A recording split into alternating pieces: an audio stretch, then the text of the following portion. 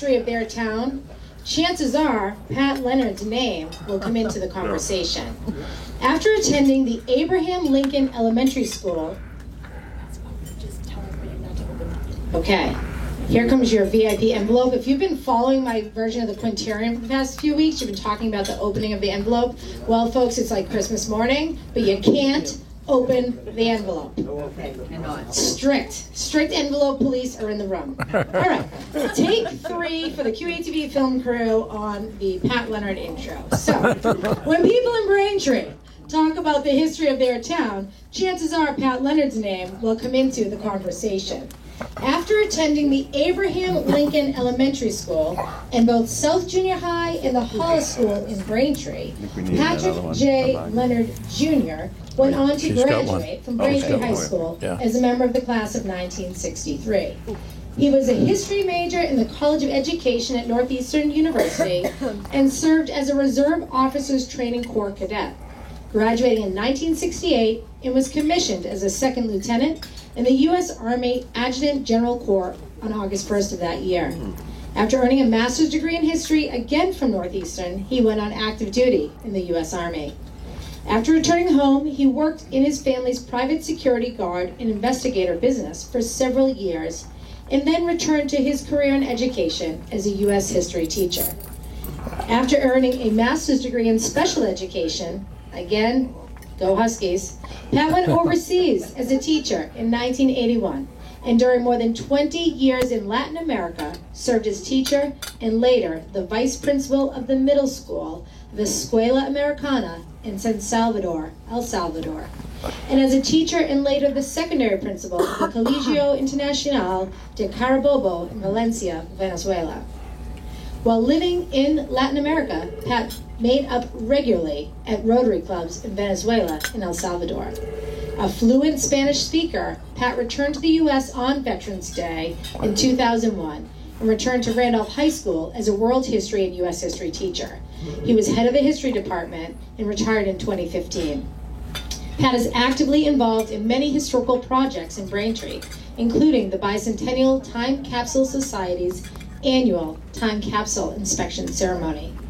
As historian of Braintree Post 86 of the American Legion, he coordinated more than 40 ceremonies between 2017 and 2019, honoring Braintree people who served in World War I, and helped to set up a permanent archive at the Braintree Historical Society in 2019, honoring their service. Pat became a member of the Braintree Rotary Club on February 24, 1972. He's now an honorary member and has been the club's historian for close to 20 years.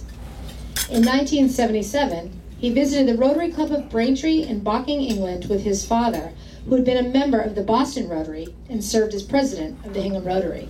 Both were guest speakers. Their topic, Braintree Bicentennial Time Capsule Project, a project in which the Rotary Club of Braintree and Barking had participated by sending a stone from Braintree, England to Braintree, Massachusetts, which has made a part of the Stone Cairn Monument on the Town Hall Mall. In 1978, Pat was chairman of the Braintree Rotary Club's 55th anniversary. He and his father, this time accompanied by his mother and sister, returned to Braintree, England, and were guests of the club. And as part of that celebration, Pat installed the last surviving charter member of the Braintree and Barking Rotary Club, which had been established in 1926. Mr. Phil Parks had been a mechanic in the Royal Flying Corps in World War I as an honorary member of the Braintree Club. As club historian, Pat coordinated the creation of a Braintree Rotary Club archive at the Braintree Historic Society. It was formally dedicated at the club's 100th anniversary celebration held on April 23, 2023, the 100th anniversary of the club's founding, to the day. He has done extensive research on the history of the Braintree Rotary Club, as well as the history of many other South Shore clubs, and has gathered an extensive collection of newspaper articles. After several years out of Rotary, he attended meetings in Braintree once again and became an honorary member. A Paul Harris Fellow in the centennial year of the founding of the first Rotary Club, 2005. Pat and his wife Norma ran a family daycare for many years at their home in Braintree. They closed that daycare on June 30th of this year and are now both retired. He has two married stepchildren, Norma Denise McDonough Barth, who runs an advertising agency and lives with her husband, Brendan, in Yorba Linda, California. And William Charles McDonough, a professional chef instructor who lives with his wife, Carrie, and Pat, and Norma's grandson, Liam, locally in Whitman. Now, I would like to welcome a lifelong historian with a very special interest in the history of Rotary Club in Braintree, here in Quincy, Patrick J. Leonard Jr. Thank you all for being here. It's been a pleasure to be here with you.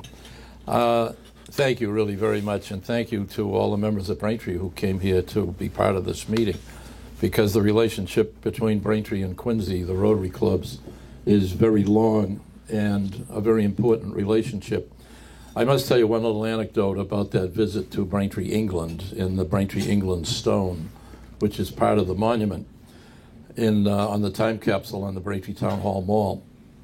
When my father and I gave the talk at the Braintree, England Club, we mentioned that stone, and we said that it had come in a wooden box from Braintree, England, and we had to go to Logan Airport to customs to pick up the stone.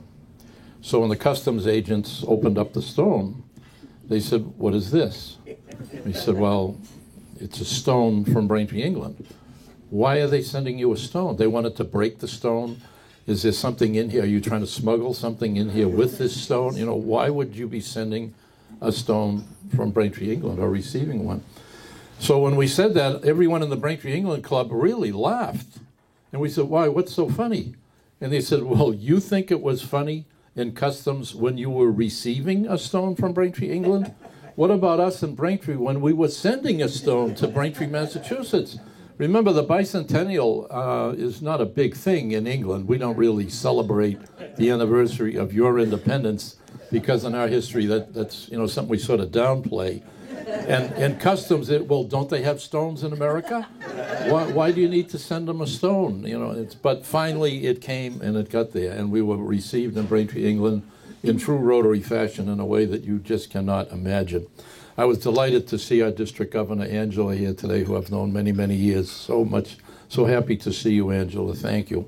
And Margaret, once again, thank you very, very much for the invitation to speak here today. I want to introduce my companion in life, my wife, Norma. Norma and I have been married more than 30 years, and she deserves a round of applause for that.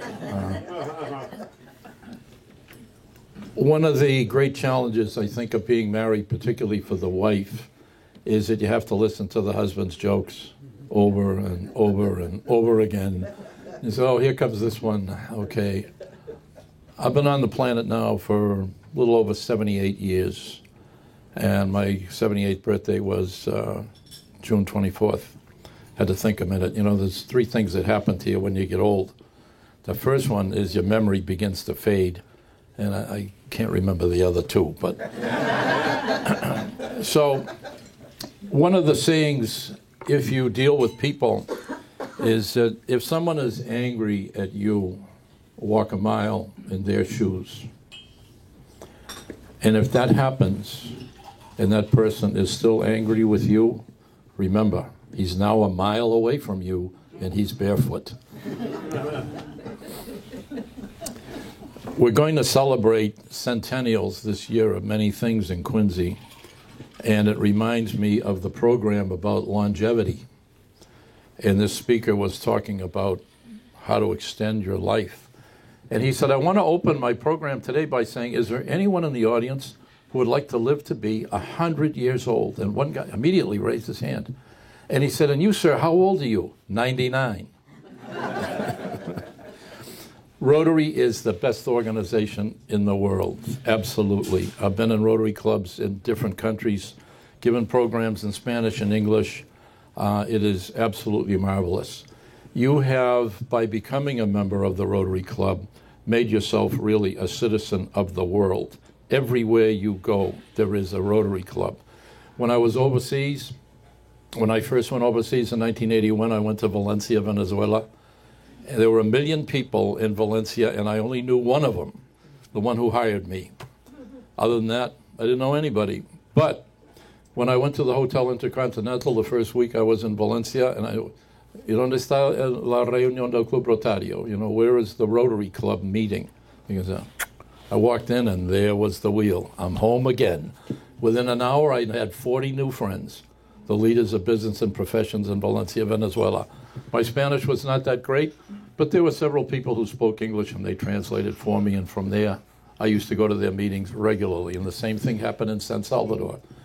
I used to make up in Quincy years ago. I went overseas in 1981, and I made up in Quincy several times a year, so I knew many, many Quincy members, and I am delighted to be in Quincy once again today. It is a joy to be a member of Rotary. When we celebrate our charter members, remember something about them too, and remember something about you and Rotary. Why are we celebrating them? We don't celebrate Colonel Kincaid because he ran Kincaid's furniture store, which some of you may remember. We don't celebrate Robert Foy because he ran Foy's Market, which some of you may remember. We don't celebrate Dr. Farron because he was a great dentist. We celebrate them because they were great Rotarians.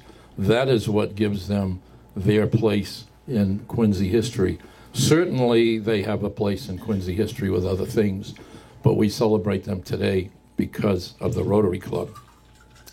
The purpose of my presentation today is to discuss how to preserve Rotary history and how to make that history available for research to other people.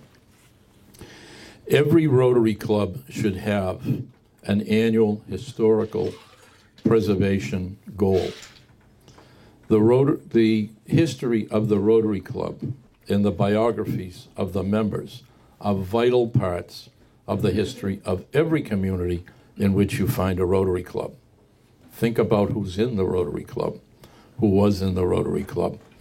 Rotary Club history is the genealogical history of the businesses and the professions in every city, every town, every community in which a Rotary Club exists. And you know from driving around Quincy, the local area, New England, the United States, and those of you who have visited other countries, you see the Rotary sign everywhere. And everywhere you are welcome. Who started the Rotary Club in your town? Look at the list of those 24 people, and you'll be looking at it in a little while. Who was in the Rotary Club then? Who's in the Rotary Club now? Who's going to be in the Rotary Club in the future? The answer to that is the leaders of the businesses and the leaders of the professions in the towns and the cities where the clubs are based. Summaries of important programs will also be part of a unique and valuable historical record. I mentioned to you the gentleman who spoke at Quincy Rotary about meeting Abraham Lincoln.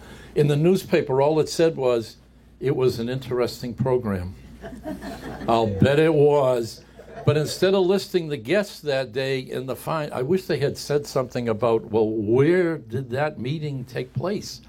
What was said? You know, what was done? Why didn't somebody, when that meeting was over, say, hey, come here. I want to know about that meeting. You were a witness to the Battle of the Monitor and the Merrimack? Which one were you on? Where were you? You know, but sadly, just it was an interesting meeting. You preserve the past of your club with an archive, and you have to create that archive. And the purpose of my talk today, and thank you, Margaret, for giving me the opportunity, is to talk about the creation of an archive.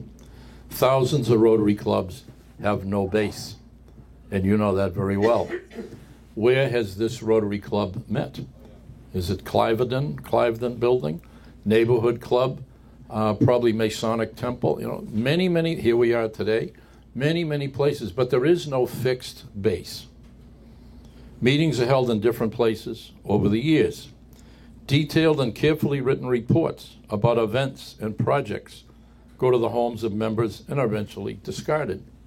When the district governor visits, you spend a lot of time on those reports because you know that is the moment when you tell the chief Rotary official of your district what your club has done. It is probably the single most important thing you write all year. But where is that report a year, 5 years, 10 years later? It no longer exists. Bill Tennant is a member of our club who was district governor. I asked Bill a couple of weeks ago, is there an archive at district level? And Angela, correct me if I'm wrong, but he told me there is not an archive at district level. So if I want to see the reports from a Rotary Club from 1948, good luck, buena suerte, as they say in Spanish. It doesn't exist, except maybe by accident. But it shouldn't be an accident. It should be a planned thing. Events at district level, there's no permanent archive. What records of your club are at Rotary International at Evanston? Maybe nothing at all. Nothing.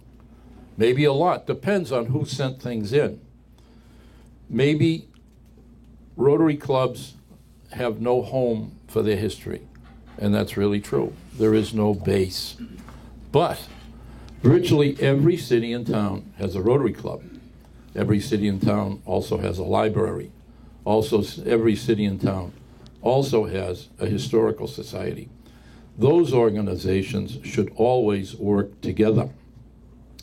At least one program a year at Rotary should be a speaker from the Historical Society and another speaker from the public library. Not to talk about a specific historical event, but to talk about what the society and the library are doing to preserve the history of the town and how the Rotary Club can support the mission of the Historical Society and the library. Historical societies and libraries are not the attic of the Rotary Club or any other place. If there is a librarian here, or if there is a person from the Quincy Historical Society here, you simply cannot accept everything that people give you. There's a real space limitation. But a selective choice of what the Rotary Club wants to share, because some of your business is personal, it's private to the club or to the individual, but some of it is public. And the library can make a decision with the Rotary Club what is appropriate to have there, and then you can share that information. At least one program a year to support the mission of the Historical Society and the library. Every Historical Society should have an annual report from the Rotary Club. What happened? And every Rotary Club should become a corporate member of every Historical Society to support that organization. Virtually every town has a Historical Society. Quincy has a wonderful one. Braintree has a wonderful one. Many, many towns do. It's a natural, as a historian, a natural partnership. Every Rotary Club should have a librarian as a member, and every Rotary Club should arrange for a permanent Rotary Club archive as part of the Historical Society's collection and as part of the library's reference section. Who makes the decision on that? You do, as the members of the club. What do we want to share? The library, what do we have space for? And it's not only space, it's what's appropriate. Your financial forms and who paid the dues that year, I mean, that's really not, it's important to us. But it's not important to somebody 50 years from now. But some of your programs, maybe things were said at programs that were not said anywhere else. Look who comes to Rotary meetings. Look who gives programs. Look what those programs are about. Some of them are intensely interesting, and they are meant to be. Stacy Southworth was the headmaster at Thayer Academy for 28 years. He really saved Thayer Academy. Schools that are private, that don't charge tuition, have a real financial challenge. And he turned Thayer Academy around and saved Thayer Academy. But he would have speakers at Thayer Academy, and he would always schedule them on Thursdays. That was not an accident, because that's when the Rotary Club met, Thursdays. So they would speak to the students at Thayer Academy, and then they would speak at the Rotary Club. And some very notable people spoke at the Rotary Club because of that connection. And fortunately, the newspapers gave coverage to that. Everything is digital today. Everything is electronic today, which means try and find records of what happened. If you go to the Quincy Ledger, marvelous newspaper for historical research, all the local newspapers are marvelous for historical research, you find sometimes week after week after week what happened at the Quincy Rotary Club. Try and find that now. And not only Quincy, but any Rotary Club. The newspapers were really the source of information to people 100 years ago, for obvious reasons. But they were accessible then, and they are accessible now, and that is the most important thing, that they are accessible now. Every Rotary Club should have a librarian as a member, and every Rotary should arrange for a permanent Rotary Club archive as part of the Society's collection and the library's reference section. You could say he already said that. Yes, I did, because I want to emphasize that point. It's very important. What does it cost to have an archive like that? What did it cost the Braintree Rotary Club to set up the archive at the Braintree Historical Society? The cost of the file cabinet and the files that are in it. The arrangement was that the Rotary Club or the Historical Society would purchase the file cabinet. That way it matches everything else they have. You can't have one that's 4 drawers, 3, one that's blue, one that's green. It has to be a professional set. You buy it, we pay for it. That was the arrangement. Perfect. Everybody wins, and we now have a home for our history. Make your local historical society and local library the home for your history. President Margaret, President James Solimene is here with us today. I've had many chats with him. And it's important that the presidents do a certain thing, and James and I have discussed this certain thing. Every president should write their autobiography for the archive.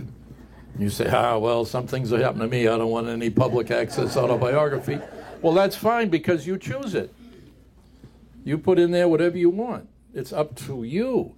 You look at the list of the presidents of the Quincy Rotary Club. Some of those people were among the most prominent men and women in the history of the town of Quincy. Some of them weren't. But what do we know about them? In some cases, I know in Braintree, virtually nothing. If your publicity chairman was really on the ball in 1931 and 1932, then you had a newspaper article every week. If that person accepted that as an extra duty and really didn't do anything, then there's literally nothing for the whole year. But if the president writes their autobiography, including a photo, that's why the Rotary roster books are wonderful, for the photos that are in them, then you begin to establish a record of that year and that person.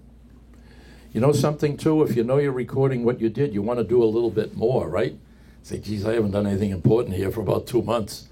I have to submit something to the archive. I better do something, because somebody's going to be reading about this, I don't know when or who, but I want to look good. And it's not only looking good. What is Rotary all about, really? Rotary is about doing the right things. Not because you get in the newspaper or an archive, but it's the right thing to do. One time I had the opportunity to speak at a district conference, and that was the point of my talk. Rotary does what Rotary does, because Rotary sees a need for something, and what is done is the right thing to do at that time, not to get in the newspaper. But shouldn't that right thing that was done be recorded? We don't need pats on the back, and we don't need all of these, but what is done should be recorded, and it should be recorded for a number of reasons as a historical record of what was done. I think it's very important, too, that the autobiography of the president include what's called My Road to Rotary. When Paul Harris, God bless Paul Harris, wherever he is, I don't think he ever imagined what he was creating when he created the Rotary Club. But My Road to Rotary, how did you get to be a Rotarian in the first place? I know how I got to be one. My father was the head of Pinkerton's National Detective Agency in Boston for years and years and years.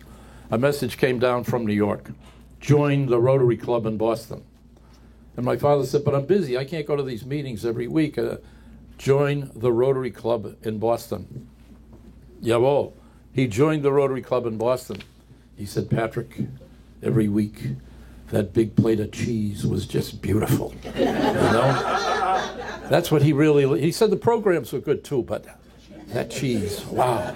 He never missed a meeting. He was a 100% member for years and years. We used to schedule our vacations around the Rotary Club wherever we went. I did the same thing. One time between 2 cruises, I came back to South Miami to go to the Rotary Club to not lose my 100%. But I became a member of Rotary because of him. When I came back from the Army, and I was always very proud to wear the uniform of the United States, he recommended me to a man named Gordon Peacock, who ran a print shop in Braintree, and Gordon recommended me, and I became a Rotarian. That's my road to Rotary. My year as president, too. I was not president of a Rotary Club, but the people who are now presidents, what I wrote in my notes at the beginning of each month. Write a summary of the previous month while it's still fresh in mind. This becomes the story of your year. Are you going to write the details of every single program that happened? Not really, but some of them, yes. That meeting with Abraham Lincoln, that might have been an interesting one to document. It's easy to write if you add a chapter every month. It's very challenging if you try to write it at the end of the year. What were we doing last October? Geez, I don't know. But what did we do last week? Yeah, I'm right with you on that one. Then that would go in the archive each year.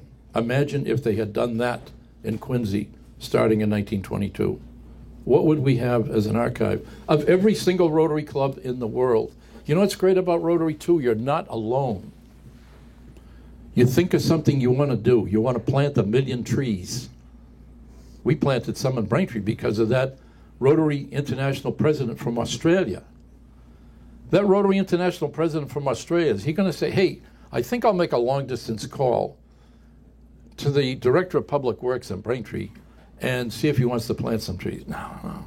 But Rotary International, did he plant 1 million trees? No. He planted way more than 1 million trees because of the Rotary Club. I think I'll eliminate polio from the world. Can one man do that? But one man, one woman can start a program that will do that. And they did because of the Rotary. What does Rotary give you? It gives you the backing of 33,000 plus clubs and over 1 million people on what you want to do around the globe. And that can be something very simple or it can be something very complex, but you are part of something very, very important. I can't imagine if Paul Harris could be here today and look at Rotary today and say, wow, look what, not Paul Harris did, but look what all of those people did over the decades, over the century of Rotary. Speakers use a variety of visual aids during their presentations. The one that I am going to give you today, you can take home with you. Sometimes it might be hard to see the slides, but you can see everything in here.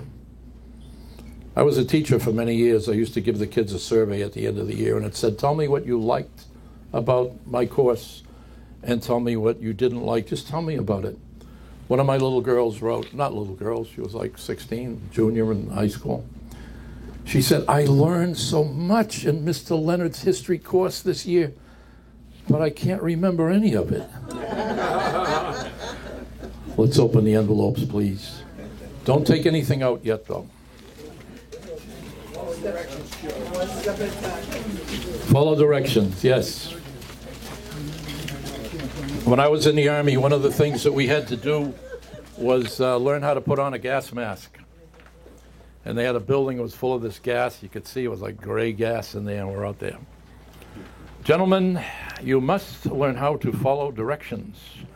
You are going to go into the building, and a person will stand in front of you, and they will say that, give us your name and your serial number. And what you are supposed to do is take a deep breath, take off the mask, and give him your name and serial number. Why do we say follow directions? Because if you mix up that simple direction, and instead of taking a deep breath and taking off the mask, you take off the mask and take a deep breath, then you will find out very vividly why you must follow directions. Okay, take a look at the cover of your envelope. That's the building where the Rotary Club was founded. That's a postcard in my postcard collection that was postmarked in Chicago the year that Paul Harris was president of the Rotary Club. Actually, after his year was 1908, but a little bit after his time.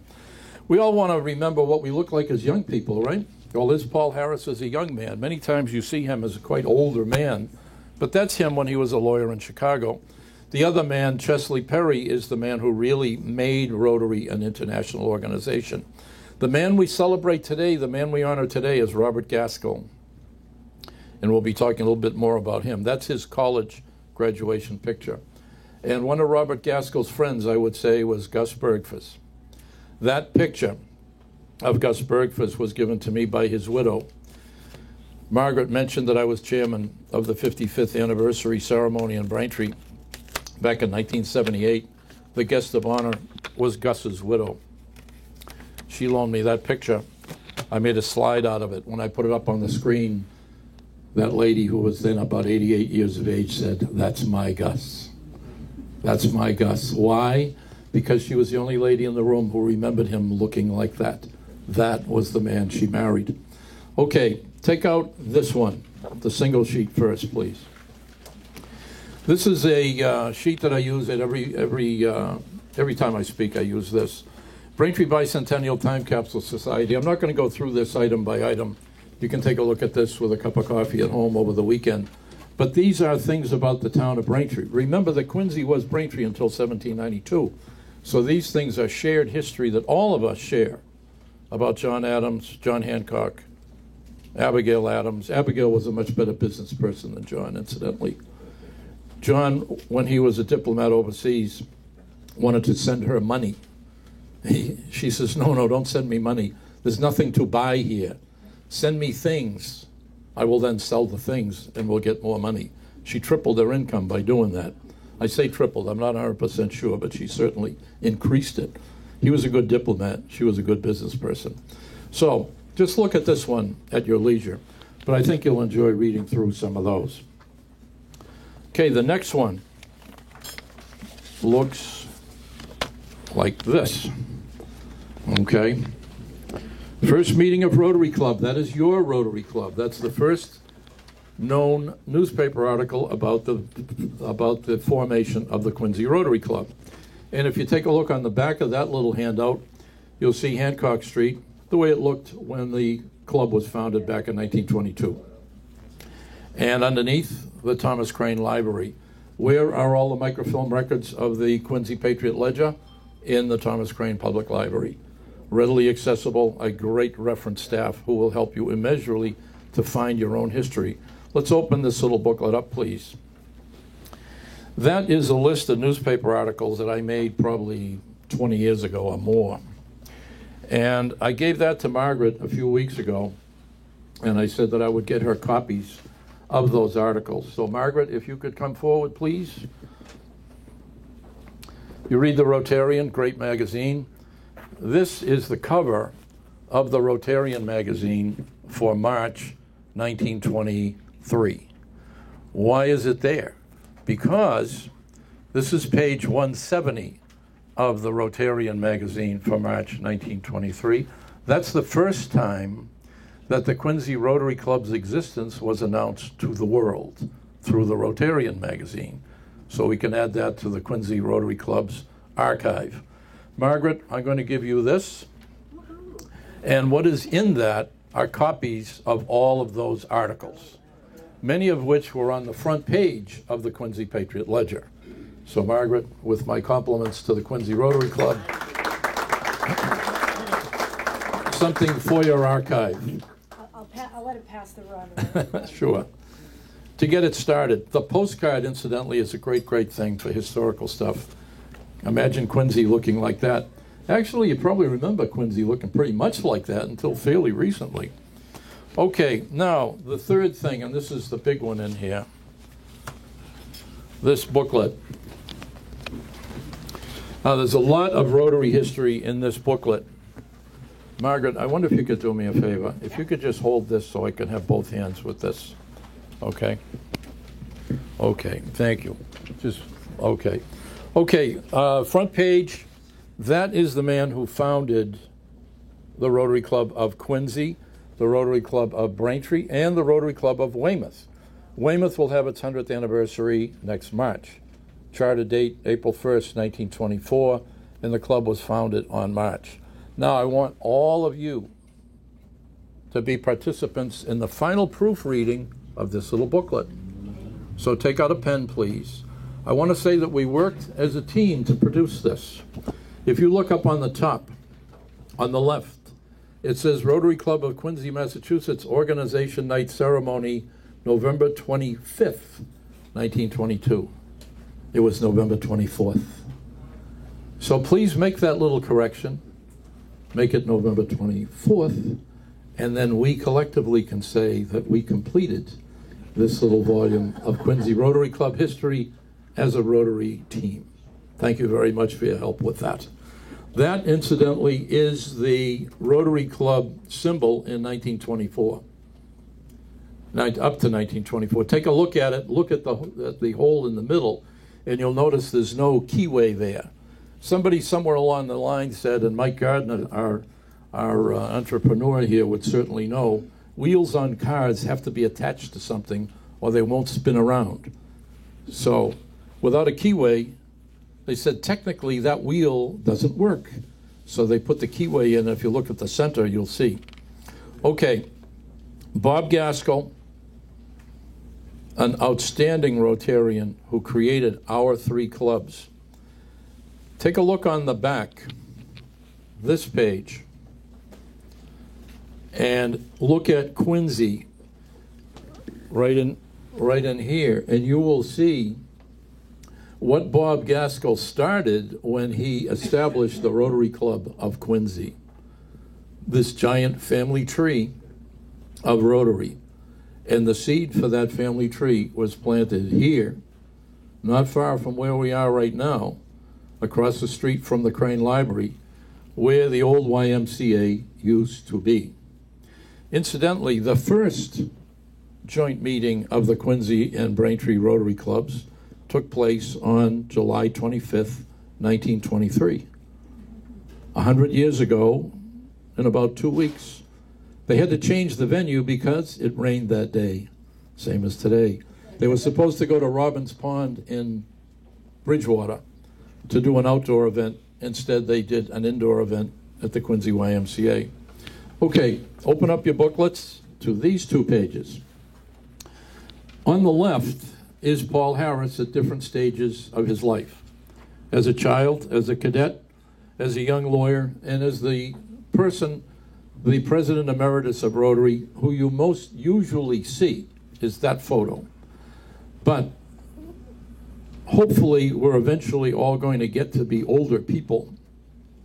One of my friends works in elder care, and they said, don't ever complain about being old, because many, many people were denied the privilege. And you want to look at those 4 pictures, and you see the man who founded our organization. The item in italics is his story of how that organization came to be founded. In Braintree, the president reads that on February 23rd every year, or the meeting, which is the closest to February 23rd, which is the founding date of the Rotary Club. The next page, those 4 people are the first 4 Rotarians. Bottom left is the 5th Rotarian, and the bottom right is Chesley Perry, the man who established the Rotary Club as an international organization. Okay, let's turn the page, please. Now, you have 2 histories of the Quincy Rotary Club that were written in 1932 when they celebrated the 100th anniversary. This is an excerpt from one of them. It was written by the man whose photo is right here. He worked for the old Four River Shipyard. He was one of the chief officials. Then the man on the top on the right is Bob Hill, who was the district governor at that time, and Bob Gaskell once again. So this is the account of the first 10 years, or actually the founding of the Quincy Rotary Club. Okay, let's turn the page. And that is the headline in the Quincy Patriot Ledger. Quincy Rotary Club organizes 24 charter members, and I said earlier that you'd see the names of those charter members right there. Now, I didn't list any details because I listed exactly what was in the newspaper. But if you're a Quincy person, particularly if you're a lifelong Quincy person, many of those names are going to be very familiar to you, or their businesses are going to be very familiar to you. What's interesting about Rotary is that the person who owned the business usually was the one in the Rotary Club. So if it was McGilvery's Pharmacy, then it was McGilvery who was in the Rotary Club. If it was Foy's Market, it was Foy who was in the Rotary Club. So those are, as I said earlier, the leaders of the community. Okay, and your charter president is there, and your charter vice president are there. Harry Gould was the chief official at Four River, and it was actually Colonel Henry Kincaid. He was a colonel in the Spanish-American War, ran Kincaid's Furniture in Quincy. Quincy really hit the ground running in 1922 and began events immediately, and they're very concerned with youth. So if you turn this page, And you see Rotary Club entertains boys at New Year's party. They were also the Santas for boys that year. So they helped them at Christmas and they helped them for New Year's. Then a welcome to Rotary, that was the editorial in the Quincy Patriot Ledger talking about the immense value of the Rotary Club to every community in which the Rotary Club was found. And they are very grateful that Rotary has now come to Quincy and, in their words, expressed the thought that Quincy, at this point in time, the fall of 1922, had now become complete. That without Rotary, we were really missing something, but with Rotary, that something had now been established. The next page is when the Braintree Rotary Club was established, and there's a relationship between all of those people. Gus Bergfus, top left, knew Bob Gaskell. They were both members of the YMCA. The man on top in the middle, Forrest Neal, and I knew his son years ago when I would come here. Forrest Neal and Shelley Neal were brothers, and Forrest Neal ran a laundry. You say, oh, yeah, put a bunch of stuff in washing machines. He ran one of the leading laundries in the United States. At one time, he was president of the National Association of Laundries. So this is a man who was a leader in his community and in the country in his profession. Shelley Neal ran the Hunt Potato Chip Company. If older persons might remember that one. And then Bob Hill, who was the district governor at the time. Okay, then turn the page, and you'll see the charter members of the Braintree Rotary Club and some of their photos. One of the most noble projects which is ever run by any Rotary Club is the one the Quincy Rotary Club started with the handicapped children in the Canton Hospital School. And that was to take them to Nantasket Beach for a day. The director, one of my aunts, my father's sister, was a receptionist at that school for years and years and years. My father came from Canton originally. That picture on the top, if you know where the Hotel Nantasket is, that's basically that scene. But between 1879, when that hotel was built, in the 1950s, when it was torn down, and the main boulevard going along Nantasket Beach. But they ran a huge excursion for those children. The director of the school said he was almost in tears when the Quincy Rotary Club did that. And they did it for years. They did that with Braintree. They joined with Weymouth and later Randolph Holbrook and did that for about a decade. But that was a major event. And he said he was in tears because a handicapped person at that time was virtually a prisoner of their handicap. They very seldom got outside. And those kids in that school were basically forgotten children. What fault did they have? Because they had some handicap that they were born with. We just should thank God, every one of us, that we were not born with that handicap in our life. And the Rotary Club wanted to do something for those kids, and I think they gave them the best day of their lives in many ways. And what did it cost? Yeah, it's sort of like a Christmas carol, you know. A few pounds of his mortal money, but he changed our lives. Well, that's what the Rotary Club, the Quincy Rotary Club, and Braintree, and Weymouth did for those children. The ship on the bottom is the Nancy. The Nancy went aground in February of 1927, was on the beach at Nantasket Beach, right down the beach from Paragon Park. And that would have been an attraction for the kids at that time, too. You're very patient with all of that, and I do appreciate it. And I do appreciate the time, because this time is very important to me, Pat Leonard. But I think it's very important to everybody who's connected with the Rotary Club here in Quincy or anywhere. Remember what you can do because of the Rotary Club. Look at what the Rotary Club has done, is doing, and will do. And if you can establish an archive with the Quincy Historical Society, with the Crane Library, then you are honoring the memory of every single person who ever had anything to do with the Quincy Rotary Club and Rotary in general. You never know who's going to hear what you say. You never know who's going to read what you write. You never know who's going to be influenced by what you say. Every teacher knows that. You never know who's out there in that audience. And maybe, just maybe, because you establish that archive, because you make that information available, somebody's going to say, I want to do that. I want to be part of that. I want the chance to be able to do something. I can't do it on my own, but with the Rotary Club, I can do it. I want to be part of this global organization for good, of which you are all a part. Thank you very much. So, Pat Leonard, you've told us about Robert Gaskell being very instrumental here to both the Quincy and Braintree clubs. And so what we have here today is proclamations by both the Quincy and the Braintree mayors. So, be it that Mayor Cokes is larger and maybe a little bit better print, if Pat, you want to do the honors, and if you could.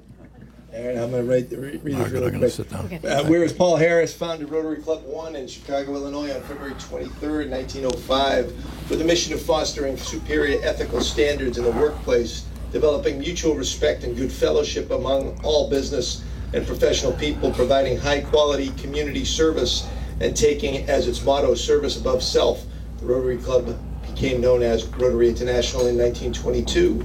And whereas the Quincy Rotary Club past president Harry E. Parker's 1932 account of the club's founding included the statement, "The thought of having a Rotary Club in Quincy originated in the mind of Bob Gaskell sometime during August of 1922. Bob was then secretary of the Quincy YMCA, and having learned something of Rotary, he felt there was a need of such an organization in Quincy. And whereas under the leadership of Robert S. Gaskell, the Rotary Club of Quincy was founded as Club number 1306 of Rotary International District 31 at the organization night ceremony held at the Neighborhood Club on November 24th, 1922. And whereas the initial idea and continued work of Robert S. Gaskell inspired the steady development of Rotary on the South Shore of Massachusetts, beginning with the guiding the foundation of the Rotary Club of Braintree on April 23rd, 1923, and continuing over the decades as close to 24 Rotary clubs come into being. And whereas to honor his great contributions to Rotary International and its recognition of the exemplary community service which has been done by the members of the Rotary Clubs of Quincy, Braintree, and other clubs in their communities, our state, our nation, and internationally through Rotary International since 1922. Now therefore, I, the Honorable Thomas P. Koch, Mayor of the City of Quincy and the Commonwealth of Massachusetts, do hereby proclaim Tuesday, August 15th, 2023 as Quincy Rotarian Robert Bob S. Gaskell Day in the City of Quincy. In witness thereof, I have here to my seal, Executive Officer of Quincy on this first day of August of the year 2023, the Honorable Thomas P. Koch, Mayor of the City of Quincy.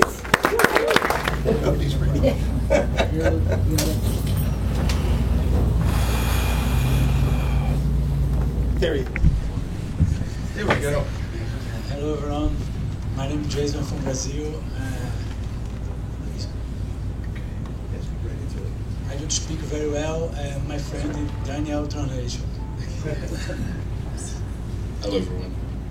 Eu sou do Rotary Club Brasil, I'm from Rotary Club Brazil, do Distrito 4500. from District 40,500. Eu já fui presidente do meu clube 2 vezes I was twice president of my club. e recentemente eu encerrei a gestão de governo do assistente. And recently I have finished my Governo do assistente. assistant governor? Yeah, assistant governor role in my country, yes. Mesmo remotamente, eu estou tomando conta agora do programa de intercâmbio internacional de jovens. I am remotely in charge of the right, so international exchange of my country. E vamos estar também captando famílias que queiram ser anfitriões. And we're capturing families that are desiring to be hosts. I'm not sure if it's like the proper term because I'm just translating direct. I'm sorry. Eu estive correndo agora a maratona de Boston.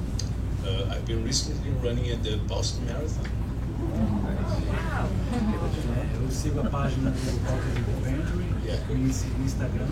Yeah, I follow like on Instagram the Braintree and Quincy Instagram page. E vou estar aqui por um tempo aprendendo meu inglês. And he'll be here a while practicing his English.